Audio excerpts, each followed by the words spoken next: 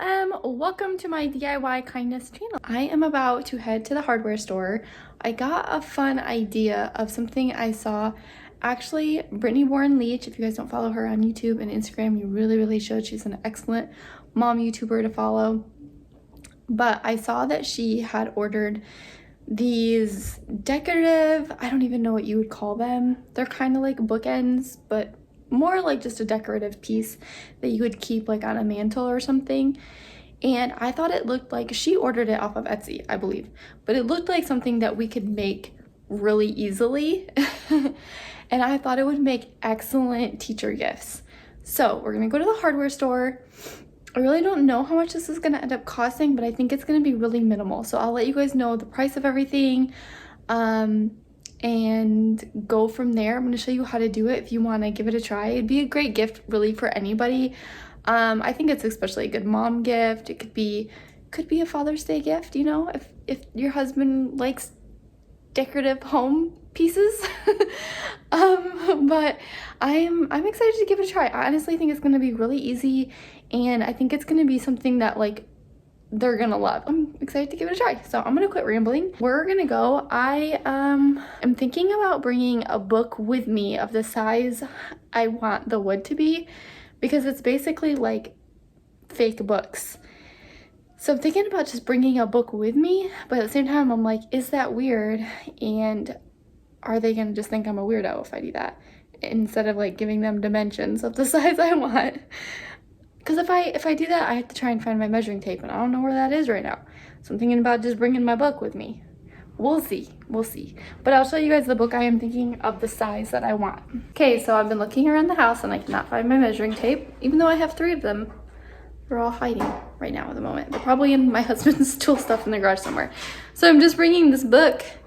That's about how wide I want it and the size I want. And I need 12 of these. So let's go. Hey, you guys. Oh, hold on. Open the door. Okay, so we just got back from the hardware store. And, well, it was more than I thought it was going to be. Much more than they're priced out.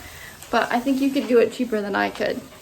So, I picked out these 2 boards. I should have brought you guys to Home Depot with me so you could see what I was looking at. But I bought these 2 boards, and I think they were $4 or $5 a piece, which I was thinking that wasn't bad. I got 10 cuts. So this was something I didn't know. He told me that they're not allowed to do cuts smaller than 12 inches. And I was asking him to do like 9 to 10 inches. And he's like, well, technically we're not supposed to do that, but I'll do it for you. So I don't know if he was just really nice or they'll just always say that. I don't know.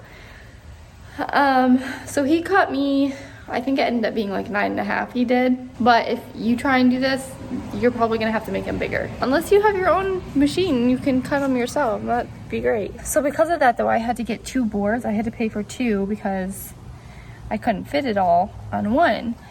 And then after he was like already cutting, he's like, you know, I had a board like this that was longer. And I'm like, no. He's like, you could have fit all these cuts, because I told him I only needed 12. He ended up giving me way more than 12 because he had it, you know, you have to use the whole board. I hope this is making sense to you guys. I ended up, he's like, yeah, you could have just, I have a board that's, I don't know how long he said it was, but longer. He's like, I could have given you all your cuts that you needed on one board.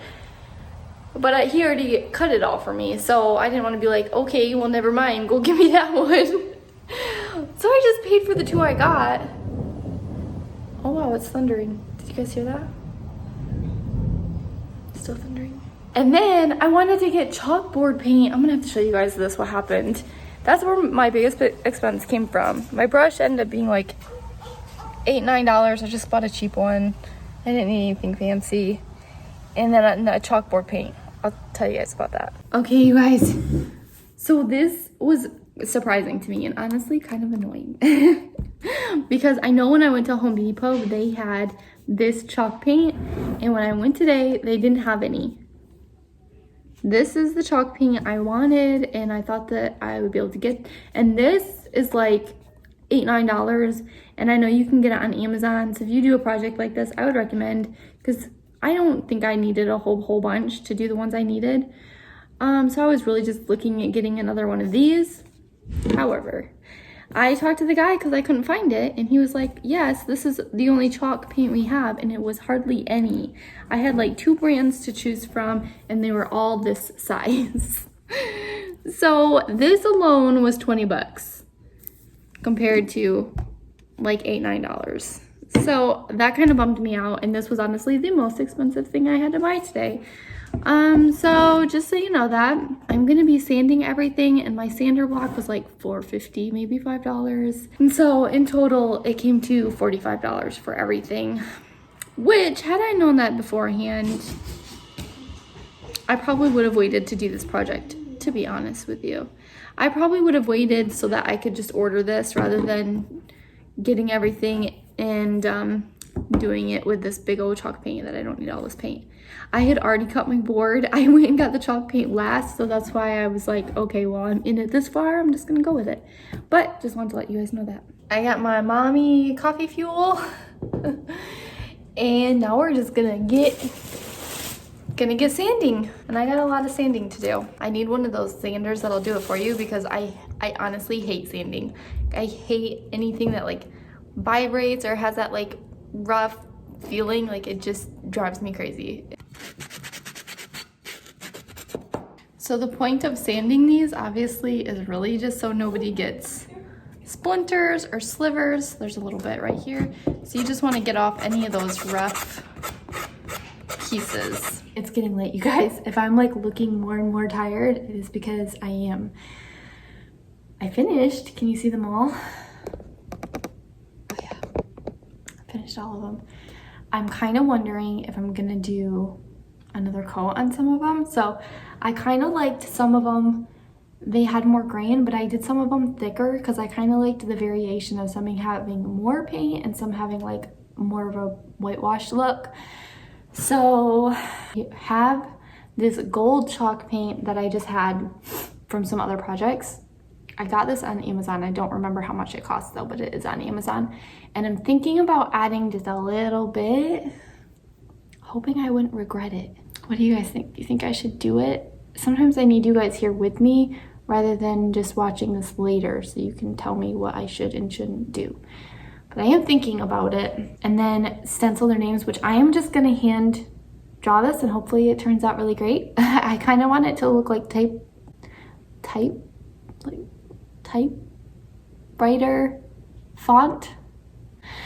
I want it to look like that, but I don't know if I'm gonna like if my handwriting is gonna be that good, so I might change it.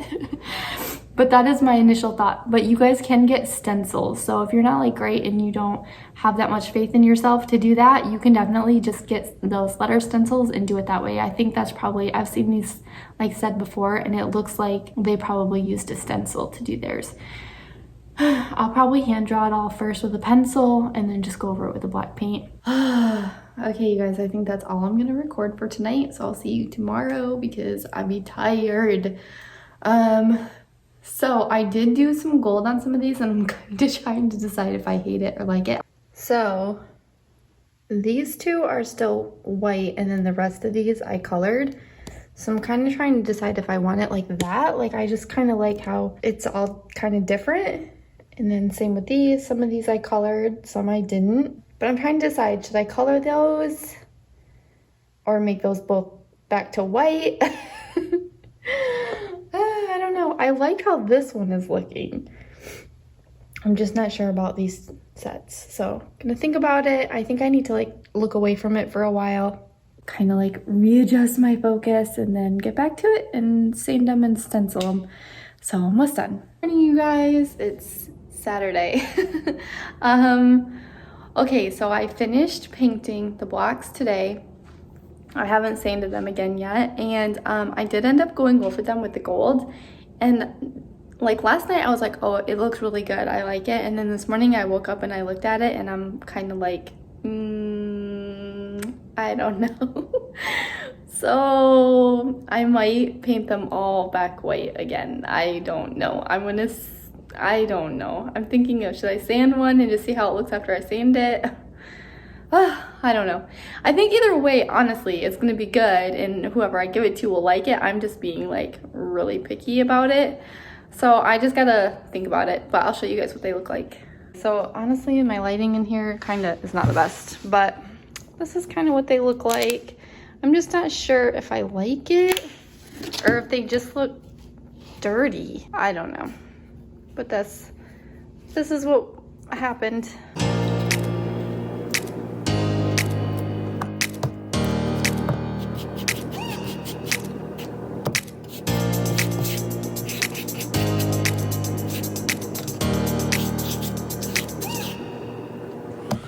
Okay, I just brushed over all of them with the white paint again, and now I finally feel like I really like the way they look. Like, they are how I want them to be, and I don't even think I'm gonna sand them.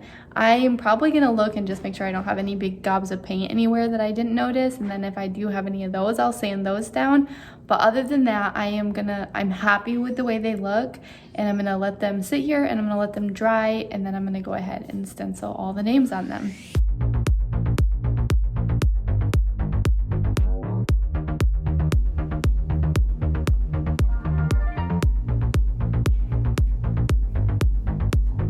Okay, so now for the hard part, trying to write all of their names on here perfectly nice. And I'm kind of confused with where to start, because I was thinking I would start like the first letter here, but the ones I looked at, they don't do it that way. They kind of go this way. So starting, like if his name is Bobby, for instance, which it's not, but if it was, you would start the B-O-B-B-Y and your last letter ends here.